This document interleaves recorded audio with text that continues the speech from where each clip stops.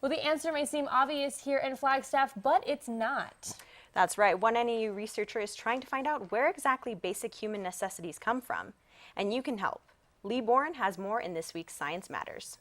So the Fusion project is first of its kind in the United States, and it's right here in our own backyard in Flagstaff.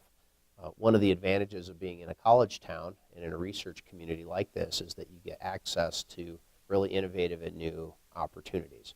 NAU Associate Professor Ben Ruddell has been chosen to be the principal investigator for a project called Fusion, which will map out food, water, and energy systems in Flagstaff as well as elsewhere. Fusion is a $3 million grant from the National Science Foundation to map the nation's food, energy, and water systems.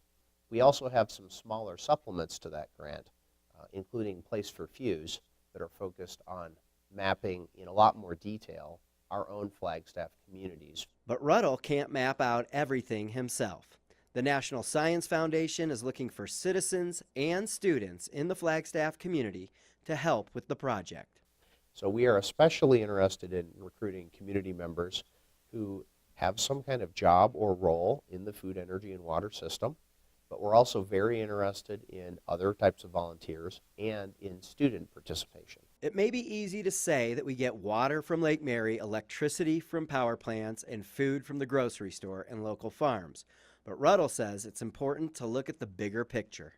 So nobody has ever mapped the food, energy, and water systems in the United States before. We don't have good data right now describing what those systems looks like, which means it's currently, before this project, it's impossible for someone to get the question answered, where does my food come from? Where does my energy come from? Where does my water come from? Those questions will begin to have answers next year. We want to engage people who are going to be committed in 2018 to go through a process with us where we're going to hunt down all of the food, energy, and water sources in our community and figure out where it all comes from. Lee Bourne, NAZ Today.